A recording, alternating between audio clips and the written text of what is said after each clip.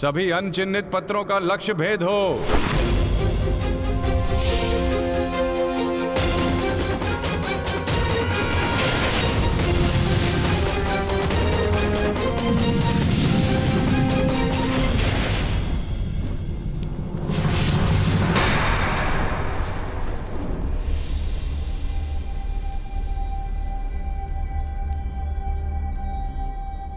प्रतीत होता है कि कोई सूखा पत्ता शेष रह गया है बारबरीक। तुम असफल हुए। न मैं असफल हुआ हूं और ना मेरा तीर कोई लक्ष्य छोड़ेगा।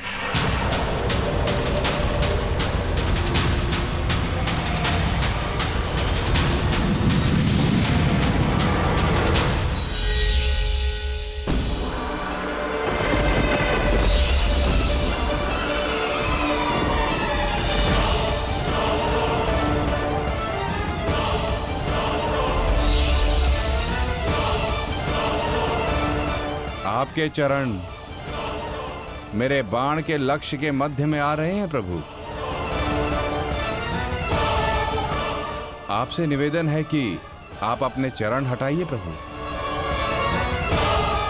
अन्यथा ये आपके चरण को भेद देगा। तो क्या ये बाण अपना लक्ष्य भेदने के लिए मेरे पांव पर आघात कर सकता है?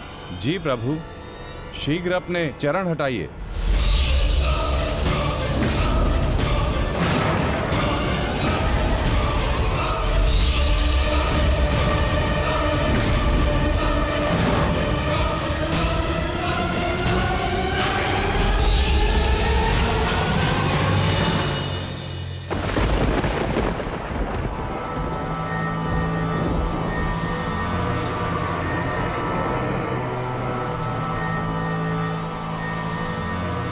ये क्या किया वासुदेव? मेरा वरदान था कि ये बाण कभी लक्ष्य चूकेंगे नहीं। मैं वासुदेव आपके वरदान का मान अवश्य रखूंगा।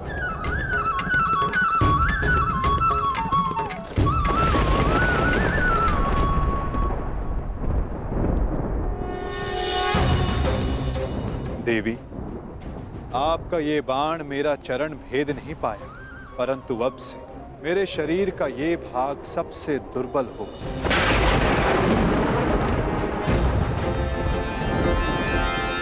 और अब कोई भी बाण मेरे इस स्मरण स्थल को भेद पाएगा। ये मेरा वचन है देवी, और यही मेरे इस देह को त्यागने का कारण बनेगा।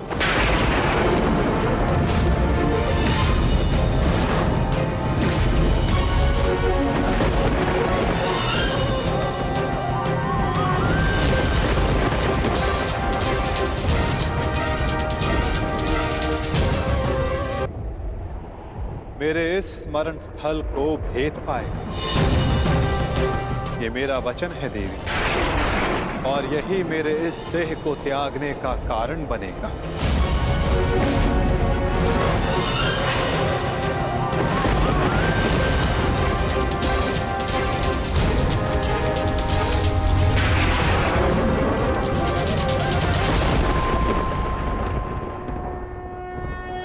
परंतु क्यों माता, आपने उस पत्ते पर पांव क्यों रखा? ऐसी क्या आवश्यकता थी आपको? मैंने जो किया उसकी आवश्यकता थी पार्थ, और अब जो मैं करने जा रहा हूं उसकी भी आवश्यकता है। परंतु मैं ऐसा करना नहीं चाहता था पार्थ।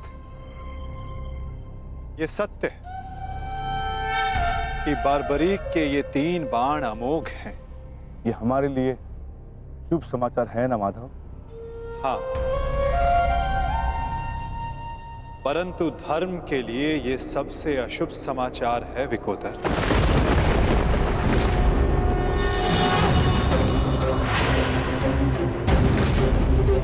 ये युद्ध केवल कौरवों और पांडवों के मध्य नहीं है।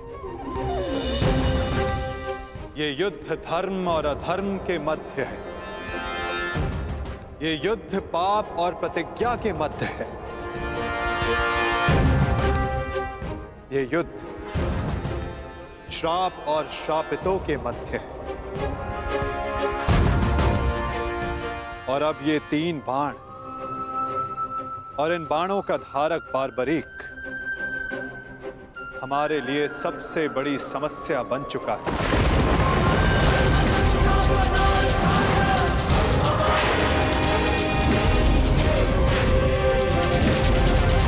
इसी कारण बारबरीक का अंत अब अनिवार्य है।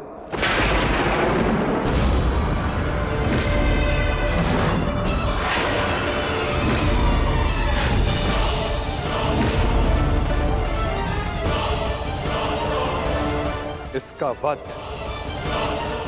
अब अटल है।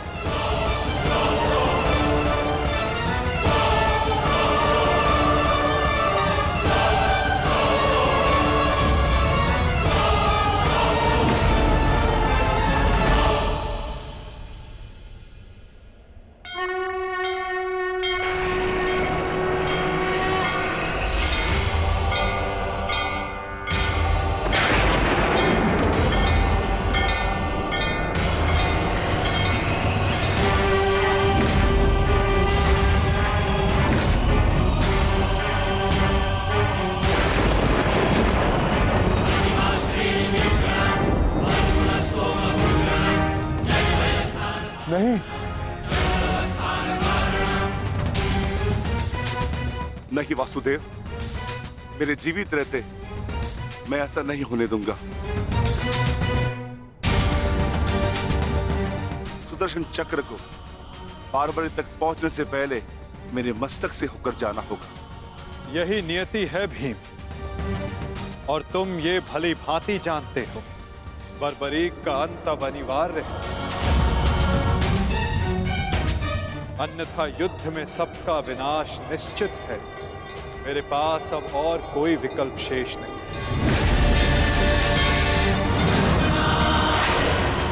मुझे बारबरीक का अंत करना ही होगा।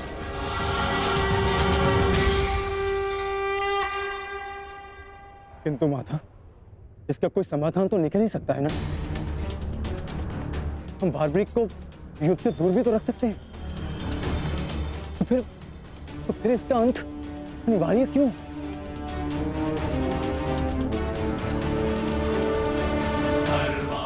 मैं अपने पुत्र को इसी क्षण जाने का आदेश दे दूंगा।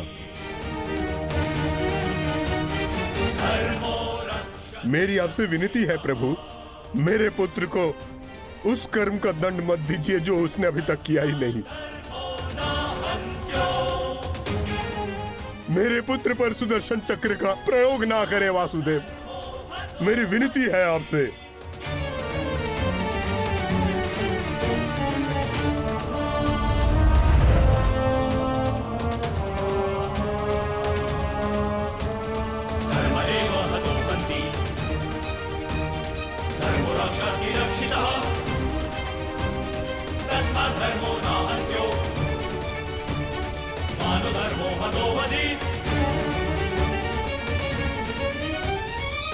रुकिए पिताश्री।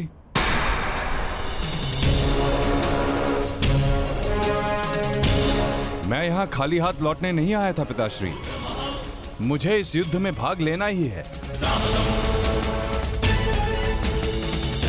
मौन रहो तुम, तुम्हें अनुमान भी है तुम क्या बोल रहे हो? कदाचित मैं दृष्टा कर रहा हूं पिताश्री, परंतु मैं एक योद्धा भी हूं, और एक सच्चा योद्धा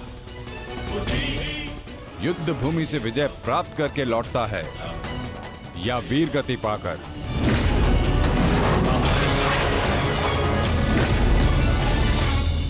क्षमा कीजिएगा वासुदेव,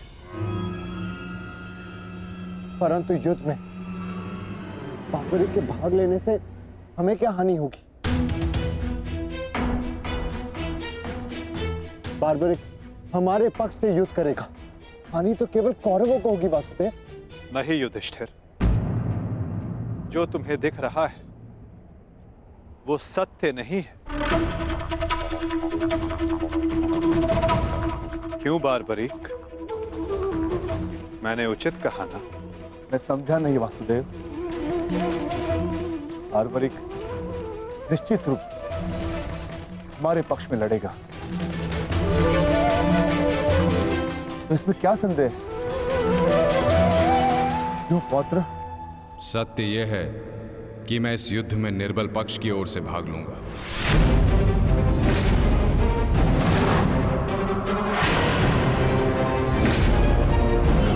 माता के समक्ष स्वयं को वचन दिया है मैंने।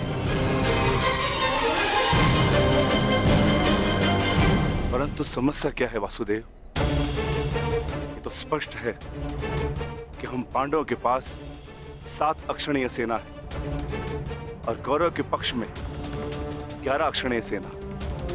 कौरव के पक्ष में पितामह भीष्म और गुरु द्रोणाचार्य भी है। शक्ति गणना के अनुसार कौरव का पलड़ा हमसे अधिक भारी है, इसलिए बार्बरिक हमारे ही पक्ष में युद्ध लड़ेगा। विनाश तो होगा प्रभु, परंतु केवल कौरवों का। मैं आपको वचन देता हूं, मेरे परिवार को हानि पहुंचने से पूर्व मैं अपना शीर्ष आपके चरणों में रख दूंगा। तुम सत्य नहीं देख पा रहे हो वीर। तुम जानना चाहते हो बार्बरी, यदि तुमने इस युद्ध में भाग लिया तो क्या होगा?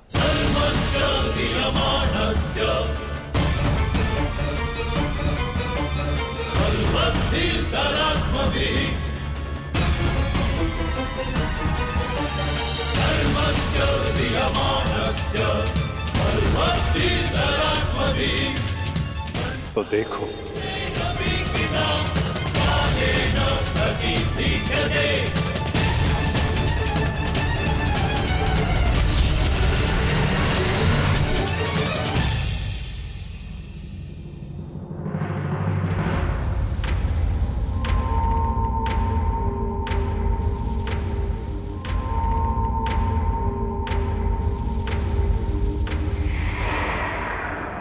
तुम्हारा स्वयं को दिया गया वचन इस युद्ध को किसी भी दिशा में जाने नहीं देगा बार्बरी। इस युद्ध का संतुलन बिगाड़ देगा।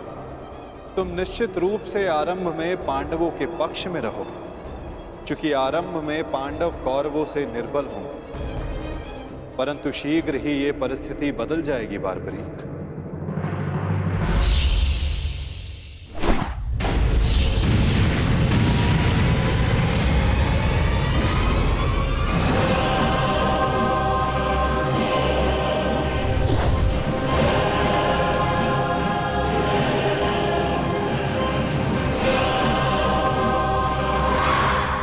जब कौरवों का विनाश प्रारंभ होगा तो शीघ्र ही पांडवों का पलड़ा कौरवों से अधिक भारी हो जाएगा और तुम अपने वचन के कारण संतुलन बनाए रखने के लिए अपना पक्ष छोड़कर कौरवों के पक्ष में चले जाओगे और उसके पश्चात तुम पांडवों पर प्रहार करने लगोगे। और इसी कारण इस युद्ध का संतुलन बिगड़ जाएगा।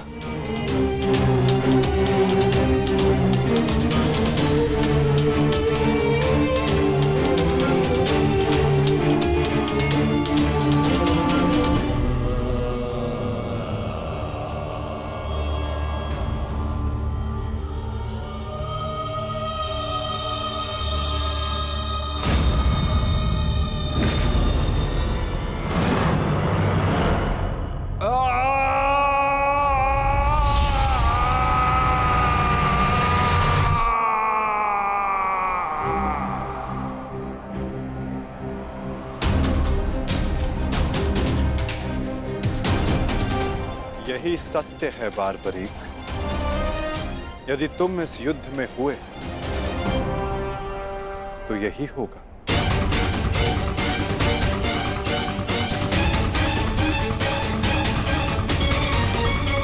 यदि तुम इस युद्ध में हुए तो यही होगा।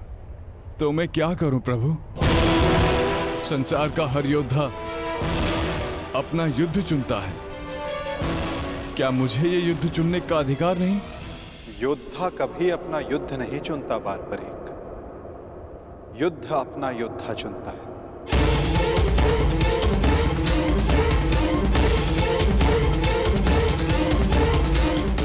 आदेश दें प्रभु। मुझे क्या करना है? ये युद्ध एक यज्ञ है बारबरीक, और तुम्हें त्याग और बलिदान देना होगा, स्वयं के प्राणों का दान।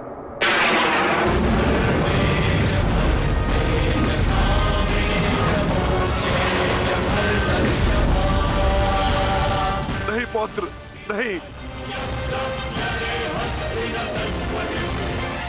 नहीं माता, नहीं। आप ही कहते हैं ना प्रभु कि प्रत्येक मनुष्य के जीवन का कोई ना कोई लक्ष्य होता है। मेरी बस एक ही इच्छा थी कि मैं भी इस युद्ध में भाग लूं। मैं भी इस युद्ध को देखना चाहता था, इसका साक्षी बनना चाहता था।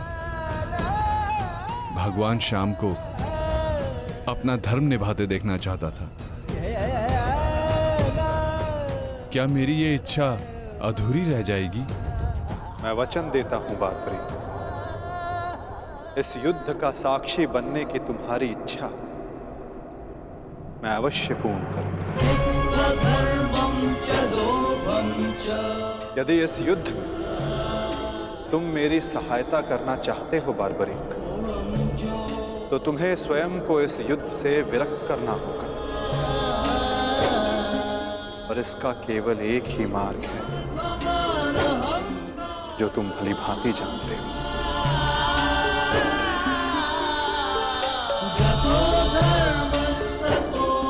मैं समझ गया प्रभु।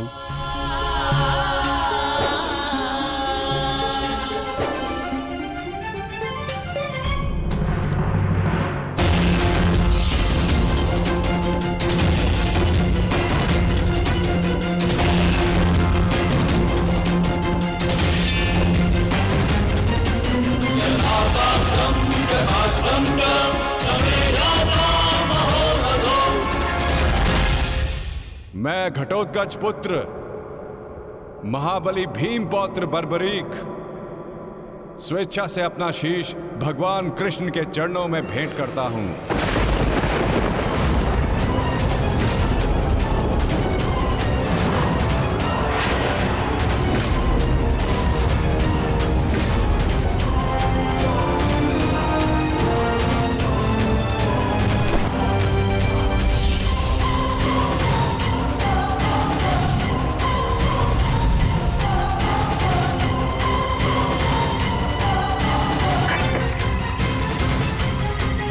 भगवान श्याम की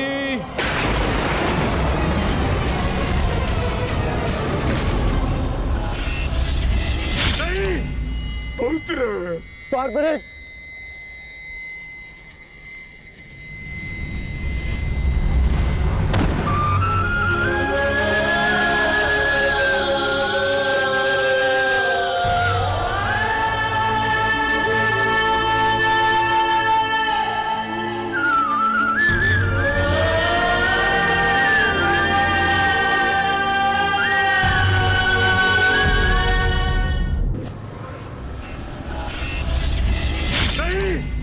पुत्र बारबरीक,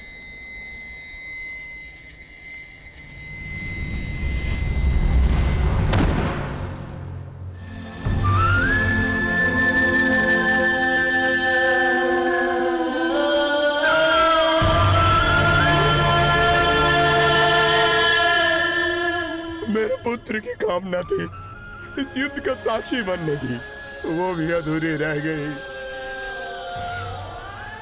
उससे स्वयं के साथ भी अपनी अंतिम कामना का भी अंत कर लिया। नहीं घटोत्कच, ये अंत नहीं, प्रारंभ है। बारबरीक की अंतिम इच्छा अवश्य पूर्ण होगी।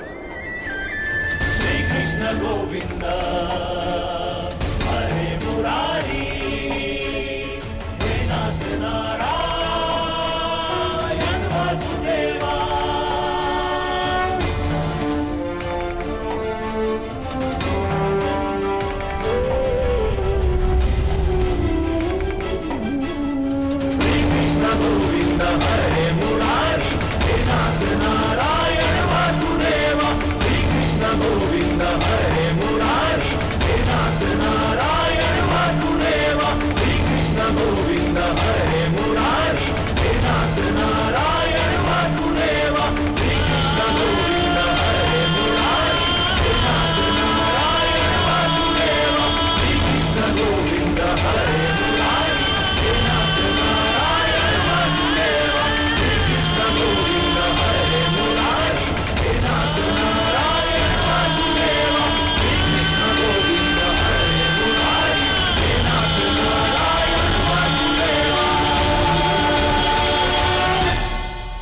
बारबरीक इस महाभारत का एक महत्वपूर्ण कार्य पूर्ण करेगा। बारबरीक का ये त्याग, ये बलिदान व्यर्थ नहीं जाएगा। तुम सदैव अपने साहस, बुद्धिमता, इस महायुद्ध के, इस महाभारत के एकमात्र साक्षी के रूप में जाने जाओगे बारबरीक। संसार तुम ही से जानेगा कि इस महायुद्ध में जो कुछ भी हुआ धर्म के अनुसार हुआ, और इस संसार के अंत तक तुम इस धर्म युद्ध के साक्षी रहोगे बारबरीक। तुम्हारे इस निस्वार्थ बलिदान के लिए तुम्हें सदा आदर दिया जाएगा बारबरीक, और तुम्हारी खाटू श्याम के नाम से पूजा की जाएगी।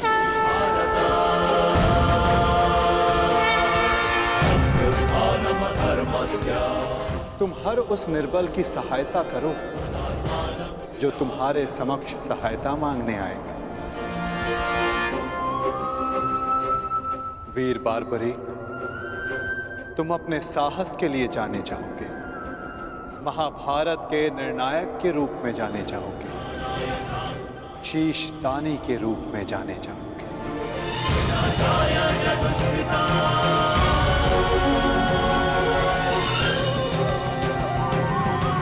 इस युद्ध रूपी यज्ञ में यही नियति है विजय की। विजय बलिदान मांगती है, विजय दान मांगती है। दानी बारबरीक, तुम सदा अमर रहोगे।